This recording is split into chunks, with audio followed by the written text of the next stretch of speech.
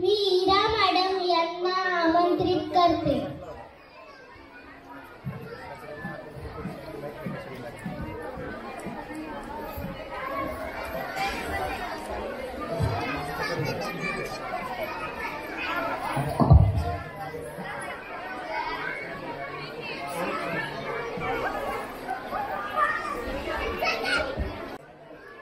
नमस्कार.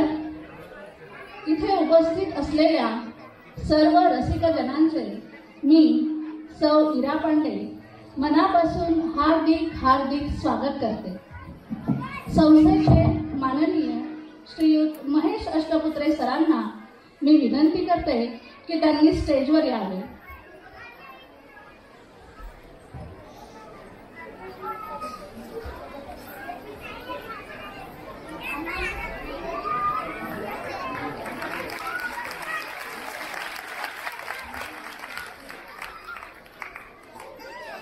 माननीय श्री महेश अष्टपुत्रे सरांचे स्वागत इयत्ता 4थीचा विद्यार्थी अनामे कुलकर्णी हा करेल.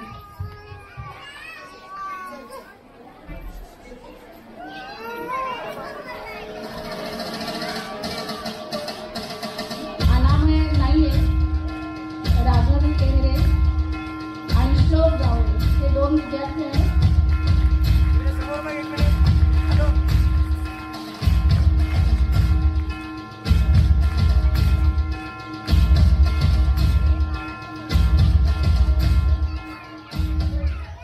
माननीय सरांना मी विनंती करते की त्यांनी शाळेविषयी थोडक्यात सांगावे.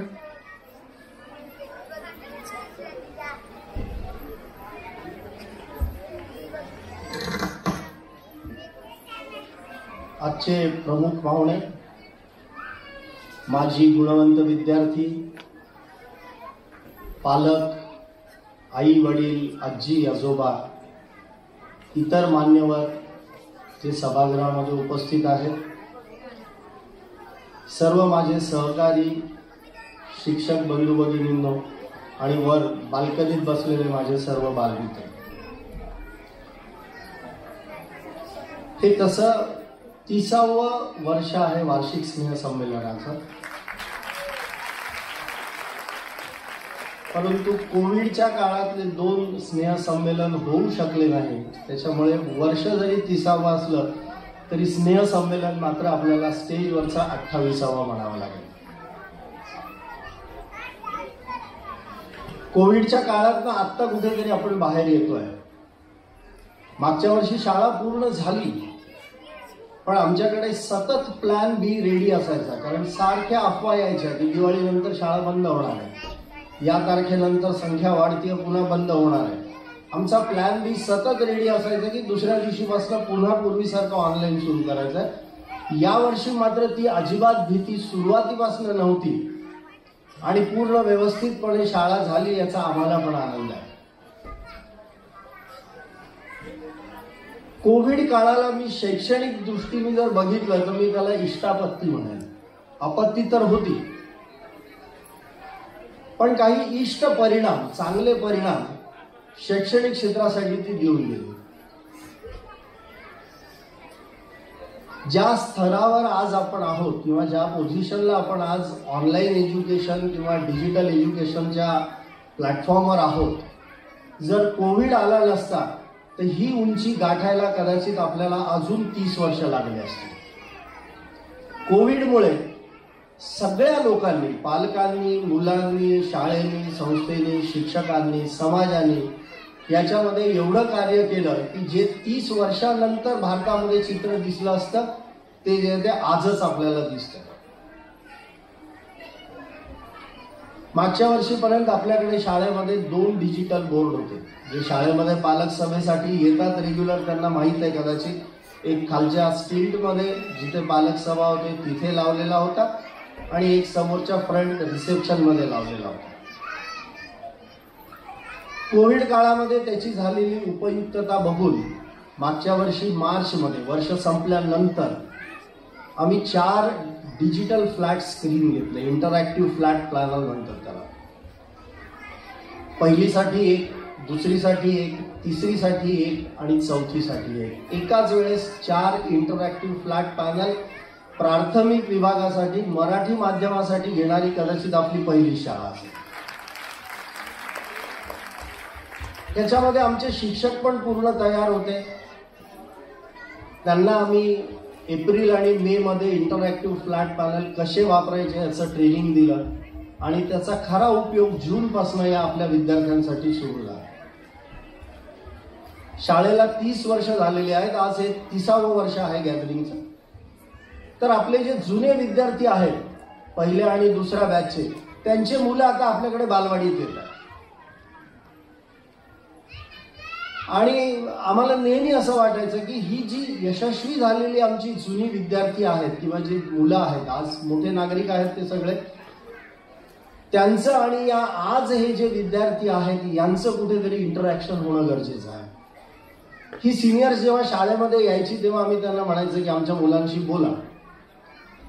अनेकदा त्या मुलांची तयारी नसायची की नाही आम्हाला 10 मिनिटात जायचं आहे, आम्ही फक्त शाळा बघायला आलो. अनेकदा त्यांची तयारी असेल तर आमच्या वर्ग शिक्षकांची तयारी नसायची. ते म्हणायचे आमचं इथे युनिट टेस्ट चालू आहे, अजून काहीतरी महत्वाचं शिकवणं चालू आहे, आम्ही सगळ्या मुलांना सोडू शकत नाही. आणि मग हा उपक्रम नेहमी मागे पडायचा. बरं, या मुलांना आम्हाला म्हणताही नाही यायचं की तुम्ही या ठराविक वेळेला या, कारण ते त्यांच्या क्षेत्रामध्ये बिझी आहे.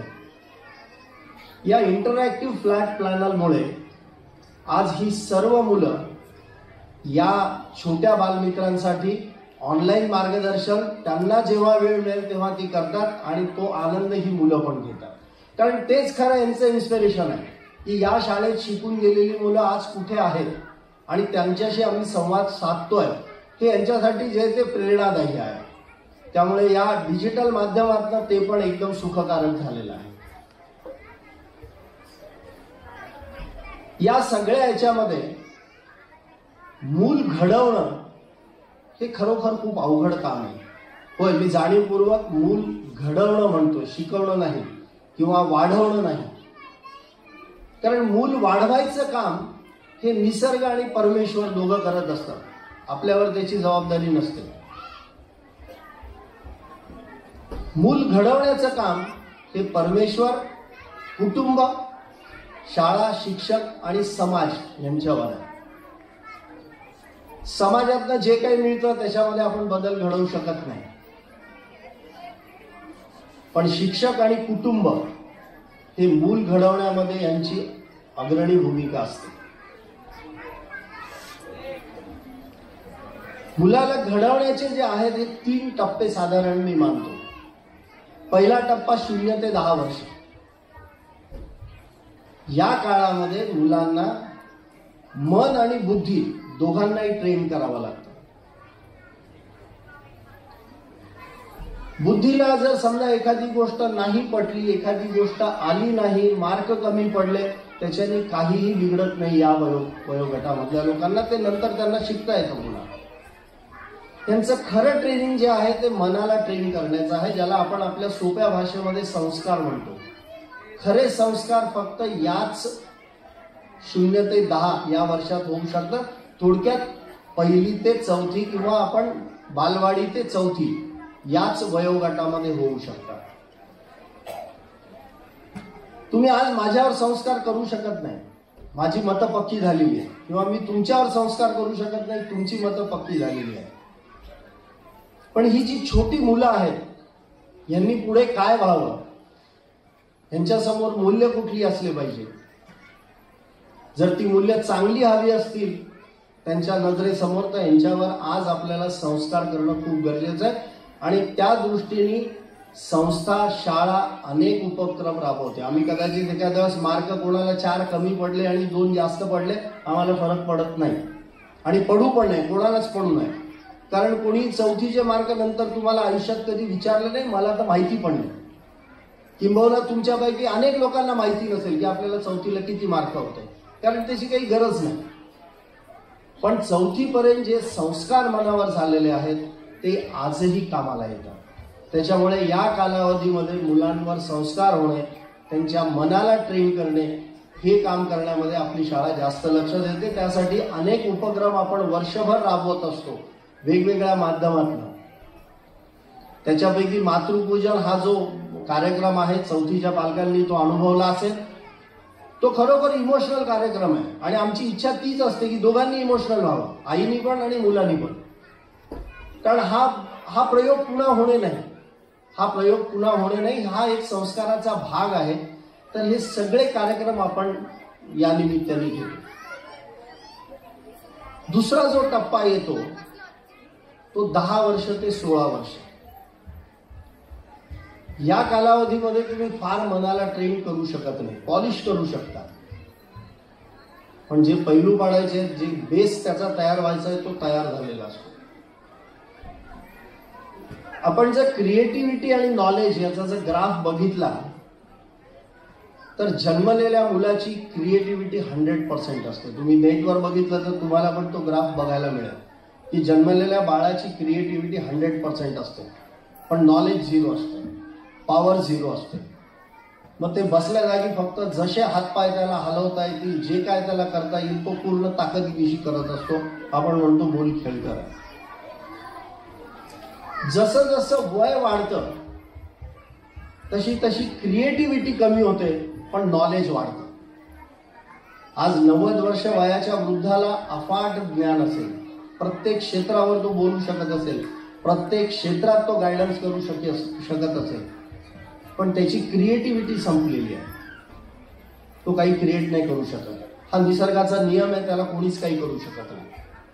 आणि साधारण याचा सुवर्ण मध्य जो येतो हा 16 ते 18 वर्षाला येतो. हे जे दोन ग्राफ एकमेकाला इंटरसेक्ट होतात ते साधारण 16 ते 18 वर्षाला होतात. मुलींचे लवकर होतात, निसर्गताच मुलांचे थोडे उशिरा येतात. आणि हा जो मधला पिरियड आहे, या पिरियडमध्ये जर आपण मुलांचं नॉलेज वाढवलं तर जी निसर्गता क्रिएटिव्हिटी यांच्यामध्ये आहे तर ही मुलं चमत्कार घडवू शकतात. मग आता नॉलेज वाढवायचं म्हणजे काय करायचं, तर या काळामध्ये त्यांना जेवढं शिक्षण देता येईल आउट ऑफ द बॉक्स जाऊन ते सगळं द्या. त्याला कुठल्या गोष्टीला नाही म्हणू नका.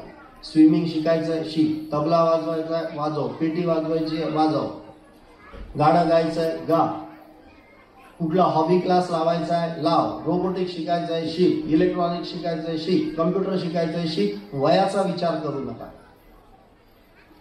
की हा छोटा मुलगा आहे, हा 5वीतला आहे, 6वीतला आहे, याला येईल का. या काळामध्ये तुम्ही याला जे शिकवाल ते येईल, कारण तो अनकंडिशनल प्रत्येक गोष्ट ऍक्सेप्ट करत असतो. तो कधीच क्वेश्चनिंग करत नाही. आम्ही इंजिनिअरिंगच्या पोरांना शिकवतो ते 100 प्रश्न विचारतात.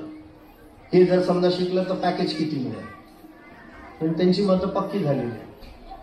सगळं पैशाशी निगडीत खेळ असतो त्यांचा. या मुलांचा तसा नाही आहे. यांना फक्त ज्ञान पाहिजे. आणि ही मुलं घरी पण कारभार करत असतात. तुम्ही जर यांना एखादी गाडी आणून दिली तर ती चालवण्यापेक्षा ती तोडून त्याच्यात काय आहे हे बघण्यात त्यांना इंटरेस्ट आहे. आणि मग आपण सांगतो की हे घरी फार तोडफोड करतात. निसर्गता आहे ते, त्यांना ते करू दिलं पाहिजे. पण मग त्याच्यासाठी जर प्रॉपर डायरेक्शन दिलं, प्रॉपर ट्रेनिंग दिलं तर ही मुलं चमत्कार करू शकतात. आमच्याकडे आम्ही रोबोटिक्स इन्स्टिट्यूटमध्ये मुलं ज्या पद्धतीने काम करतात ते पाहून आम्हीच अचंबित आहोत. जे फायनल इयर इंजिनिअरिंगचे पोरं प्रोजेक्ट करतात, आमच्याकडे ते पोरं 5वीतले करतात. यांना आता पुढे काय शिकवायचं आणि कसं शिकवायचं हा प्रश्न आमच्या पुढे. तर ही क्रिएटिव्हिटी 1.5 ते 2 वर्षामध्येच एवढी डेव्हलप झाली. तर या मुलांना वय वर्ष 16 पर्यंत जे पाहिजे ते शिकू द्या, जे करायचं आहे ते त्यांना करू द्या. 16 वर्ष वयानंतर हे तुमचंही ऐकणार नाहीयेत आणि माझंही ऐकणार नाहीये, शिक्षकाचंही ऐकणार नाहीयेत, आई वडिलांचंही ऐकणार नाहीयेत. जे संस्कार तुम्ही पहिली 0 वय ते 10 वर्षापर्यंत केलेले आहेत त्या संस्काराच्या भरोशावर ते पुढचे राहिलेले 21 वर्षापर्यंत पुढे जाणार आहेत. इथून त्यांच्या आयुष्यामध्ये अनेक प्रलोभनं देणारी गोष्टी घडतील.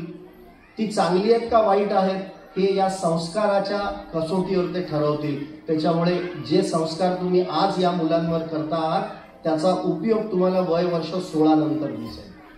की ही मुलं कुठल्याही वाईट मार्गाने कधीच जाऊ शकणार नाही. कारण त्यांचे मूल्य, त्यांच्या व्हॅल्यूज आज त्यांच्या डोक्यामध्ये पक्क्या झालेल्या आहेत. हे चांगलंच काम करते.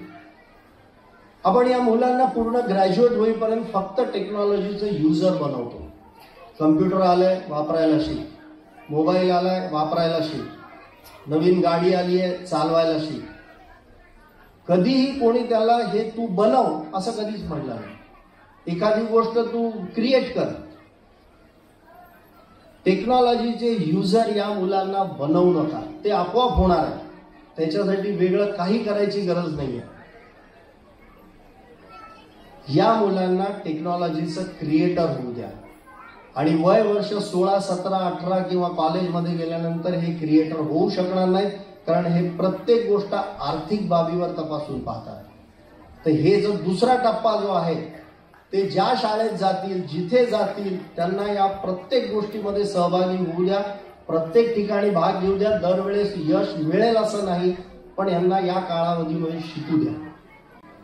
तुम्ही या कालावधीमध्ये त्यांना जितकं शिकवाल तेवढंच हे पुढे भारताला महासत्ता बनवण्यासाठी हे सगळी मुलं कामी येणार आहेत. सगळे मिळून आपण जे ते यासाठी प्रयत्न करूया. धन्यवाद.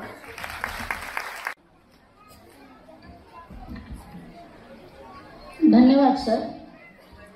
या पुढील कार्यक्रमाला आपण लगेचच सुरुवात करीत आहोत. स्नेह संमेलन म्हणजे आनंद मेळावा. या आनंद मेळाव्यात शाळेतील आजी व माजी विद्यार्थी आणि त्यांच्या पालकांच्या उपस्थितीने कार्यक्रमाची शोभा आणखीनच वाढते. शाळेच्या वार्षिक स्नेह संमेलनाचे उद्घाटन शाळेच्या इयत्ता 4थी उत्तीर्ण झालेल्या विद्यार्थ्यांच्या हस्ते करण्याची परंपरा शाळेने मागील 28 वर्षांपासून जपलेली आहे. याच दिवशी इयत्ता 4थीच्या शालांत परीक्षेत विशेष प्रावीण्य मिळवलेल्या गुणवंत विद्यार्थ्यांना बक्षीसही देण्यात येते. सन 2022-23 या शैक्षणिक वर्षात इयत्ता 4थीच्या शालांत परीक्षेत गुणानुक्रमे प्रथम 10 क्रमांकावर असलेल्या विद्यार्थ्यांना मी बक्षीस घेण्यासाठी क्रमानुसार आमंत्रित करणार आहे. त्यांना विनंती आहे की नाव घोषित केल्यानंतर त्यांनी स्टेजवर यायचे. सर्वप्रथम अमेय नीलकंठ गड्डे यांनी स्टेजवर यायचं आहे.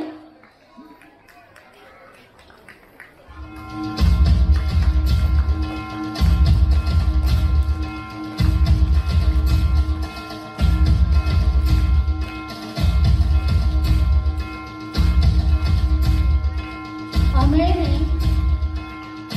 97% गुण मिळवून प्रथम क्रमांकावर येण्याचा मान मिळवलेला आहे. तसेच विज्ञान या विषयात सर्वाधिक गुण म्हणजे पैकीच्या पैकी, म्हणजे मला पुन्हा दुसऱ्याचा विचारच करावा लागला नाही, पैकीच्या पैकी गुण घेऊन त्याने प्रथम क्रमांक मिळवलेला आहे. त्याबद्दल त्याला पारितोषिके प्रदान करण्यात येत आहे.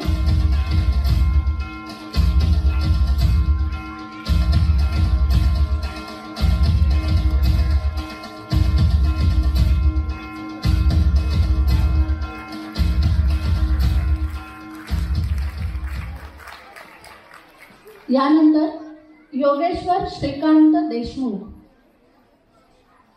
यांनी स्टेजवर यायचं आहे.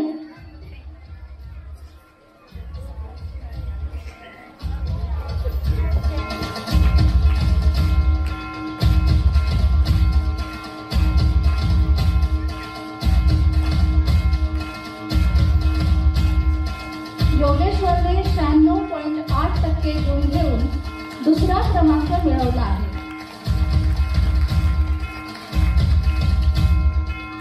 त्याबद्दल त्याला पारितोषिके देण्यात येत आहे.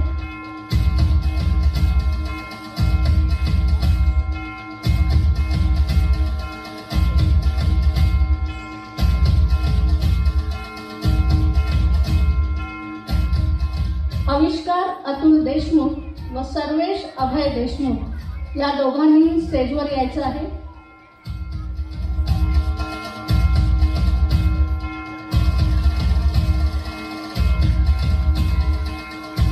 आविष्कार व सर्वेश या दोघांनीही 95.3% गुण मिळवून तिसरा क्रमांक क्रमांक मिळवलेला आहे. त्याबद्दल त्यांना पारितोषिके देण्यात येत आहे. तसेच खूप खूप अभिनंदन प्रथम क्रमांक, द्वितीय आणि ह्या तिसऱ्या क्रमांकाच्या दोघांचेही.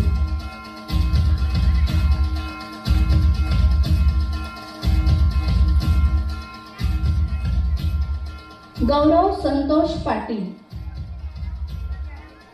स्टेजवर यायचं आहे.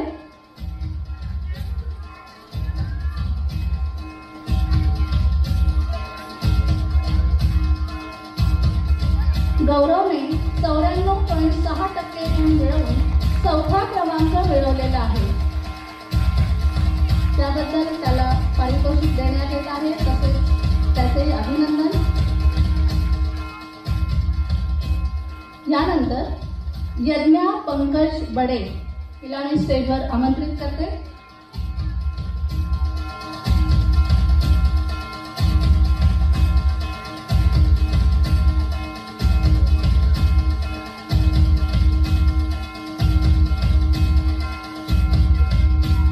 यज्ञाने 92.2% गुण घेऊन 5व्या क्रमांकावर येण्याचा मान मिळवलेला आहे.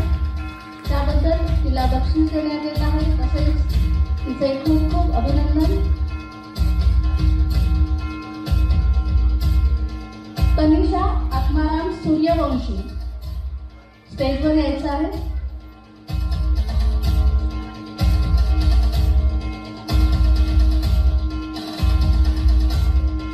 तनिषाने 90.3% गुण मिळवून 6वा क्रमांक मिळवलेला आहे.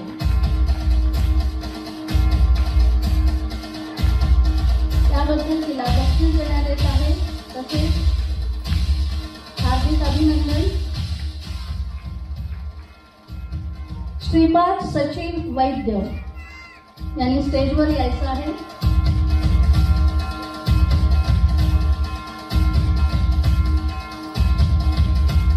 श्रीपादने 88.8% गुण मिळवून 7व्या क्रमांकावर येण्याचा मान मिळवला आहे. त्याबद्दल त्याला पारितोषिक देण्यात येत आहे. तसेच त्याचे खूप खूप अभिनंदन. यानंतर रिद्धी देवेंद्र कोकिळ स्टेजवर यायचं आहे.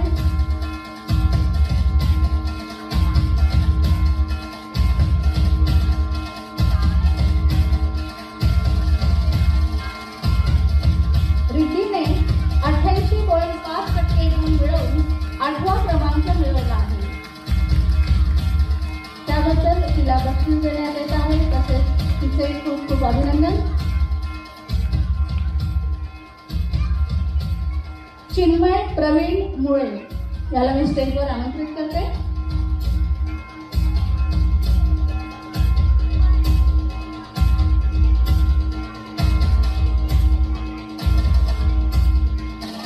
चिन्मयने 87.8% गुण मिळवून 9वा क्रमांक मिळवला आहे.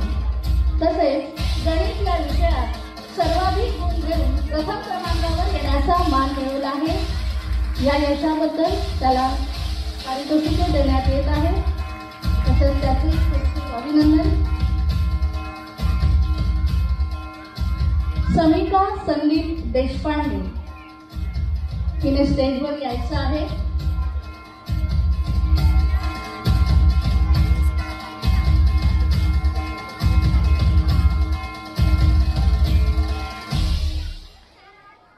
समिकाने 85.11% गुण मिळवून 10वा क्रमांक मिळवला आहे. त्याबद्दल तिला पारितोषिक देण्यात येत आहे. तसेच तिचेही खूप खूप अभिनंदन. यानंतर नभा महेश श्रॉफ तिने स्टेजवर यायचं आहे.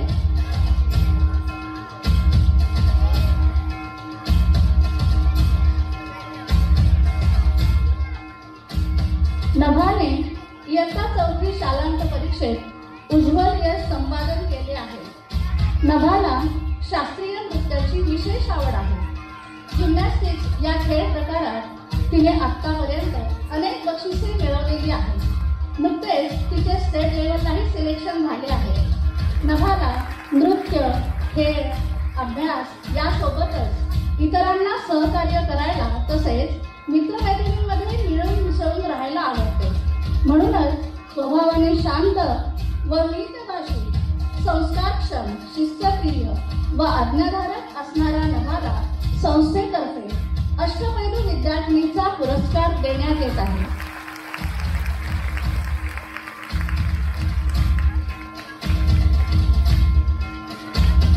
नभा, खूप खूप अभिनंदन. यानंतर आणखी पुढील महत्त्वाची बक्षिसे. आता मी स्टेजवर आमंत्रित करते संपदा गिरीश प्रयाग.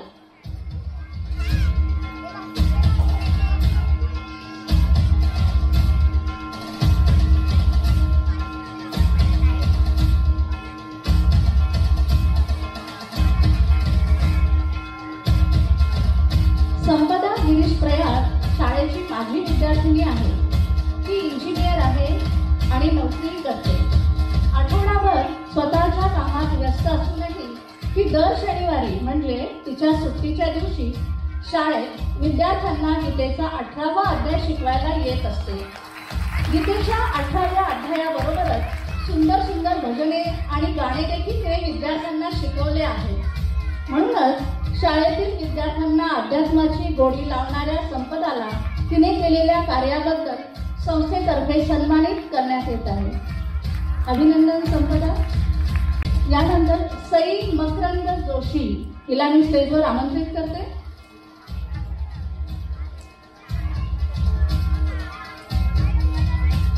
सई शाळेची माजी विद्यार्थिनी आहे. ती सध्या महाविद्यालयीन शिक्षण घेत आहे. तिला अभिनयाची आवड आहे. ती दरवर्षी शाळेच्या स्नेहसंमेलनासाठी विद्यार्थ्यांना नृत्य दिग्दर्शन करते. स्वतःच्या व्यस्त दिनक्रमातून वेळ काढून सईने विद्यार्थ्यांना उत्तम नृत्य शिकवले व स्नेहसंमेलनाची रंगत वाढवली. सईने केलेल्या कार्याबद्दल संस्थेतर्फे उत्तम नृत्य दिग्दर्शनाचा पुरस्कार देऊन सन्मानित करण्यात येत आहे.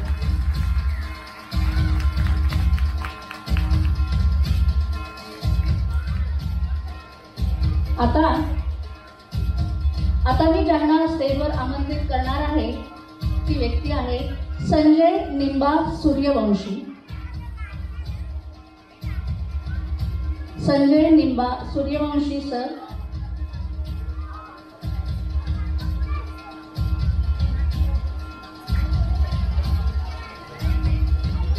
सर आलेले आहेत.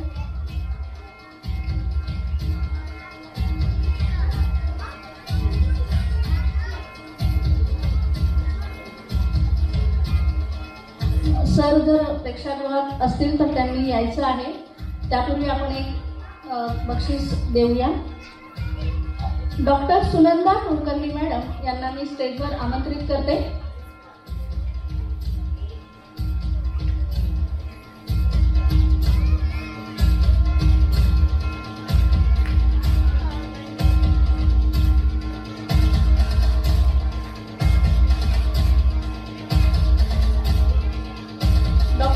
कुलकर्णी मॅडम डेंटिस्ट आहेत. असे म्हणतात की ज्याचे दात सुंदर त्याचे हास्य सुंदर, परंतु दात सुंदर असून उपयोगाचे नाही, ते निरोगीही हवे.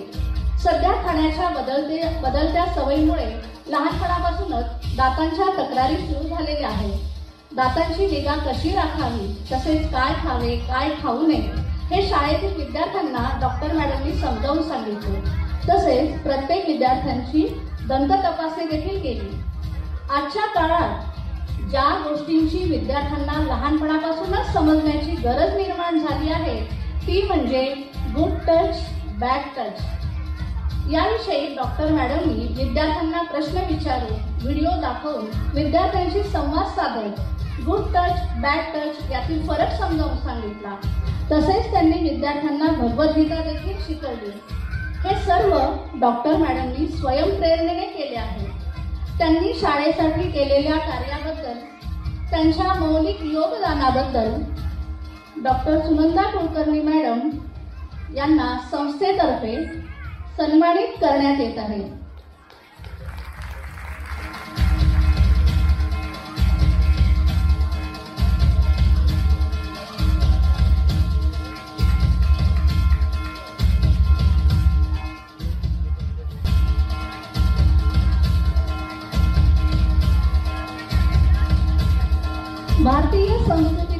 शुभ प्रतीकांपैकी एक प्रतीक म्हणजे रांगोळी. 64 कलांमधील एक कला म्हणजे रांगोळी. रांगोळी म्हणजे सुशोभीकरण. कोणत्याही समारंभातील अथवा शुभ कार्यातील मुख्य आकर्षण रांगोळी असते. सुंदर सुंदर रंगीबेरंगी सुरेख मनमोहक रांगोळ्या काढण्याचे काम संजय सूर्यवंशी सर करतात. ते जिल्हा परिषदेच्या शाळेत शिक्षक आहेत, तसेच ते आर्टिस्टही आहेत. रांगोळी काढणे, गणपतीचे मखर तयार करणे हे त्यांचे छंद आहेत. त्यांनी आजपर्यंत अनेक ठिकाणी संस्कार भारतीच्या तसेच इतर मोठमोठ्या रांगोळ्या काढल्या आहेत. संजय सूर्यवंशी सर आपल्या शाळेचे पालक आहेत. याच नात्याने त्यांनी स्वयंप्रेरणेने आम्हा सर्व शिक्षक स्टाफला मोठमोठ्या रांगोळ्या कशा काढाव्यात, रंग कसे भरावेत हे शिकवले. याचबरोबर रांगोळी रेखाटनातील अनेक बारकावे समजावून सांगितले. त्यांच्या या योगदानाबद्दल संस्थेतर्फे आज सर जरी उपस्थित नसले तरी पण त्यांच्या प्रतिनिधी, त्यांच्या अर्धांगिनी इथे आलेले आहेत. तर आपण सरांचं पारितोषिक त्यांना देऊन सन्मानित करीत आहोत.